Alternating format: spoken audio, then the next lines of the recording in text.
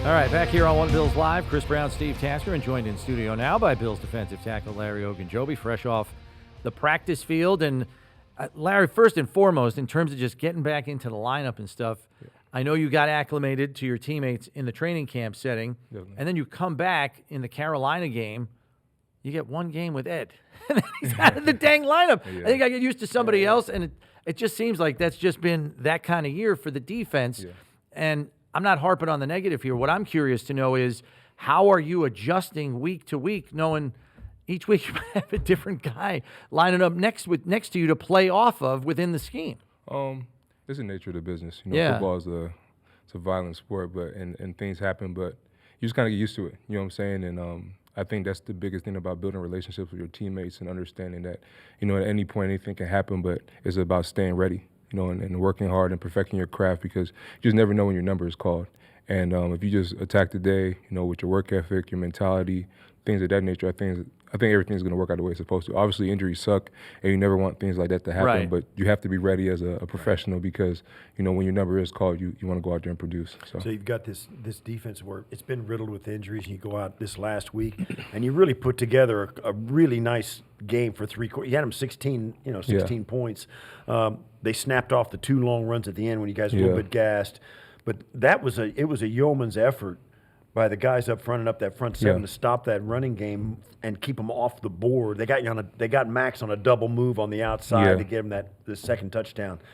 Really a nice defensive effort that kind of, and it always happens. I mean, somebody's going to lose, but you play well like that on your side of the ball.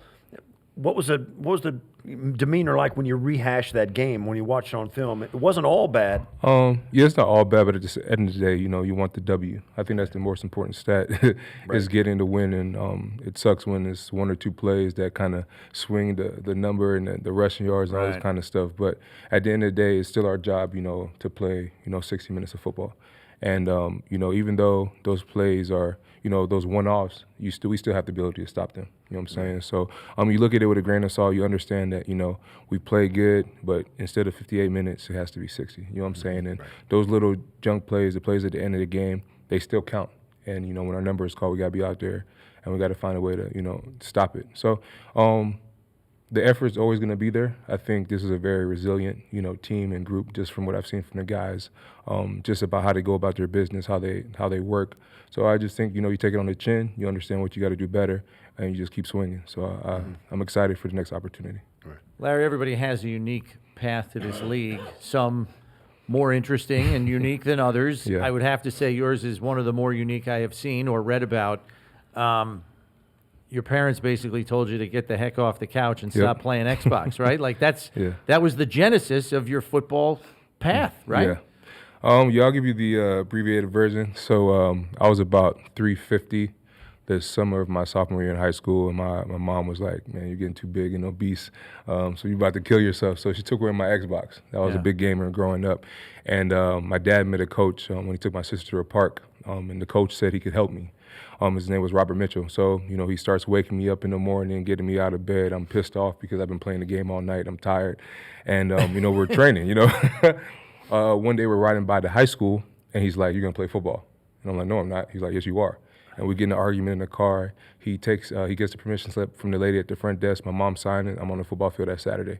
I know the coaches come up to me. I'm trying to do the sprints. I'm trying to finish running. Can't do none of it. Can't finish the sprints. Can't do pretty much anything. You don't have conditioning. I don't have, I'm running out there, and they're like, "Oh, man, this guy." The coaches come up to me the next day, and they're like, "We want to make sure you're still here."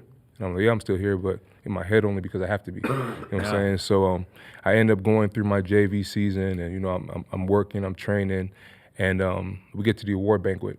And I thought my best friend at the time, Trey Gimes, was going to get the award for most improved JV player, and they ended up calling my name. And that was the first time in my life where I felt like I earned something that I really worked for. And I was like, all right, maybe I can do this football thing. So my parents are immigrants from Nigeria, and we didn't really know anything about scholarships, anything of that nature. So I asked my coach what I needed to do. He said you had to get faster, you had to get stronger, and you had to perfect your technique.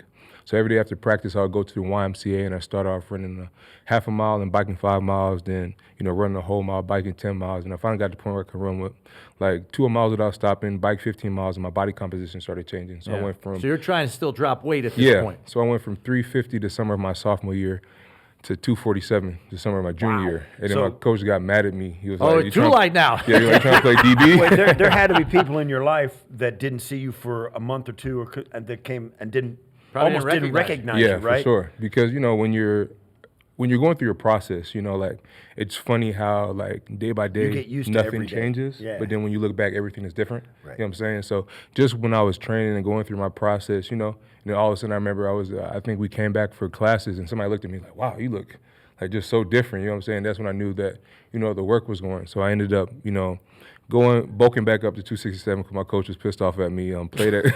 Played my junior year, senior year, was all conference, East-West All-Star, that kind of good stuff. Had 5 scholarship offers, Charlotte, Furman, Howard, Presbyterian, and Catawba. And I took one official visit to UNC Charlotte, and that was it. I majored in computer science and biology and was the first player ever drafted from Charlotte in 2017. Yeah, so here's the other thing, because you set a goal, you try to achieve it, all within the framework of playing football. Yeah. But when did the love for the game come in? Because I imagine you're so tunnel vision focused on, I got to get down to this weight, I got to have this level of conditioning. And yes, you're playing football, but when did the switch flip where you're like, because when you have that level of conditioning and you are that ready to play, the game becomes easier, obviously. But when did the love for this game show up? Because as Steve said all the time, it hurts to play this game. You have to love it to play it. I think the critical moment was, like I said, when I got that award. And then also my faith. I'm very rooted in my faith, and I just understand that I've been blessed with an amazing opportunity. And a lot of times when I just looking back on my life, it's amazing. Yeah. You know what I'm saying? To be somebody who used to watch people go to practice and all that stuff. I'm getting on the bus, I'm going home, eating my wings and stuff like that. Right. To actually, I'm going to year 9 in the NFL, and I just sit back and I'm just extremely blessed. God has been, just amazing to me. And because of that, I feel like I have an obligation to be the best at everything I do and to give my all. And regardless of the things that are happening around me, just understanding that everything's just going to work out in my favor. So let me give you this. This is interesting to me because you start out, you're a gamer, and it's a solitary. You're playing against guys and you're competing, but you're sitting by yourself most of the time, right? I was a very good gamer. Right, exactly. So how did you get your mind around being a good teammate? A contributor rather than the center of the game. How did you get your mind around? How did that acclimation take place? I think it's funny because football. My first NFL game was the one I played in. Right. I never, I never saw it, but I'd say just that camaraderie. You know what I'm saying? Like, there's nothing. People say it all the time. There's nothing like high school football.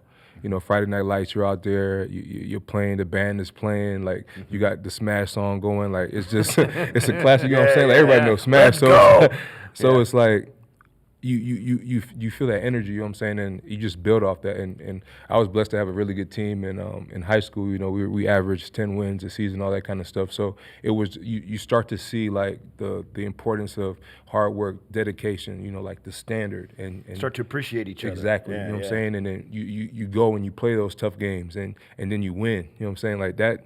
There's nothing like, you can't really replicate that until you experience it. So I would just say, just going through those things and having those moments and then being around good people, it just, it just blossomed into something special. You haven't been on this roster long, but you were just saying earlier that you believe there's a resilient nature to this team. Yes. Why, being so new to it, being dropped into this locker room, do you feel that and recognize that in this team already? What makes you see that in this group? I'd say the players and the coaches. Just from how we work, how we approach every day, understanding, like, this team has had a lot of success. You know what I'm saying? And sometimes success can be clouding, but when you understand that you have to earn it each and every Sunday, and the work never stops, that's a reflection of your team, your players, and I just see that. I don't see guys trying to take it easy or walk around, with their head up, like trying to act like they're all macho and everything. It's more like we're working, we're grinding. It's like business. It's every day we have to go out and earn it. You know what I'm saying? And not only we have to go out and earn it, we have to understand that we're gonna get everybody's best shot. You know what I'm saying? I've been on an 0-16 team, and I've been to the Super Bowl. You know what I'm saying? So I just understand that dichotomy where it's like there's just different things happening. And I think here is this, you see the resiliency, you see the injuries that have happened and guys having to step up and, play big and are playing big. And it's exciting, you know what I'm saying? And it's awesome to see that growth and development, especially with the young guys. At such a young age, you're thrown in the fire, and a lot of times you don't really know what's going to happen. But when you're playing well, and you're making plays, you can build off that, and I think that's special. So you've had some guys in your position group, the defensive line, tackles, defensive ends, a lot of guys in and out of the lineup, guys up, guys down, guys playing hurt, as they always do. How many guys are in your defensive line room if all those guys show up? There's like 25 guys in there. Yeah, right? It's like a kindergarten class, right? That is uniqueness. I mean, about it really the business. is. It is, right? I mean, usually, a lot of back in the day, there was like 6 guys in the room. Yeah. It's not like that now, right? I mean, No, there's a ton of guys practice in there. squad's Practice bigger squad dudes and Yeah, everything. I mean, it is different. With all the injuries and guys waiting to get back active. And Yeah, that is kind of the revolving door of it. But at the end of the day, it's football. You know what I'm saying? And there is a business aspect of it, and you see that from time to time again. But as people come in, you just you welcome them with open arms. You know what I'm saying? Because everybody has a story, and everybody's story matters. So you bring them in, they come into the fold, and we're all working towards a singular goal, and that's get a championship. So it's going 1-0 each and every week, and being the best that we can be. You already mentioned how the young guys are stepping up. We've seen that particularly in the secondary, with Max, with Cole, even with Jordan Hancock, who's getting on the field now some.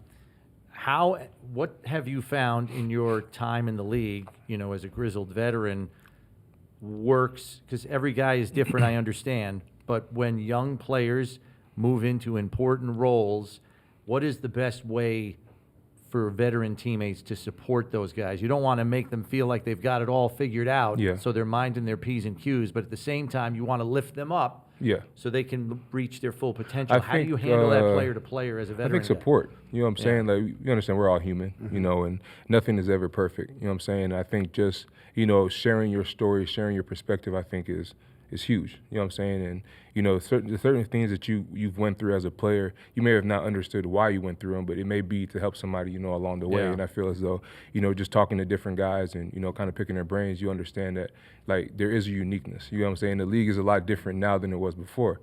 But just understanding how you can be a helping hand and like uplift and let them know that you don't have to have it all figured out right now. It is a process. There is a learning curve. You know what I'm saying? Like, enjoy the moment, trust your keys and go play football. You know what I'm saying? And once they understand that, obviously, there's a little bit of an anxiety, there's a little bit of nervousness, but that's all normal. You know what I'm saying? Everybody has experienced that when they're going into a new, you want to go out, you want to perform, you want to do well, all those kind of things. That's not to say it's always going to be perfect, but just understand that there is a process and just continue to find consistency in your routine and your process, and everything's going to work out the way it's supposed to. So you've played in Cleveland, Pittsburgh, Cincinnati, now Buffalo. Yeah.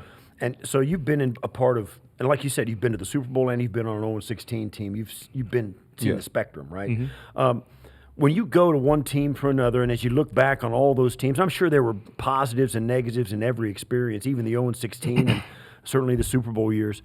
What is, because every football team kind of looks the same on the field, but you've experienced how different franchises can be. What is the most different thing about franchises in general, do you think? Obviously the locker room and the players are different. I would say the locker room, the players, and just kind of just how they ran. You know what I'm saying? Like, certain organizations are more chill, you know what I'm saying? That you have a little more, like, the operation's a little different. You have a little more freedom, a little more, I want to say militant, but more like just structure in a way more where structure and more free time, less. I feel like every place has a different philosophy. Right. You know what I'm saying? They have a different person at the head, and that philosophy shines through. So whether it's a more serious, whereas more, I wouldn't say relaxed, but, just a more like balanced work life thing, it's different and unique, but at the same time, I feel like when you go to different places, you have a unique perspective. You know what I'm saying? And at the end of the day, it's still football. You still got to practice, still got meetings, you still got to walk through all those kind of things. So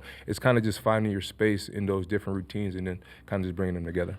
Time now for this week's Timbits Timeout, presented by, of course, Tim Hortons, where we have the fans ask Bills players a unique question. This one comes from Y. Higgins, who, much like Steve mentioned, you played for the Browns, Steelers, and Bengals, and now the Bills. Do you enjoy playing in cold weather places?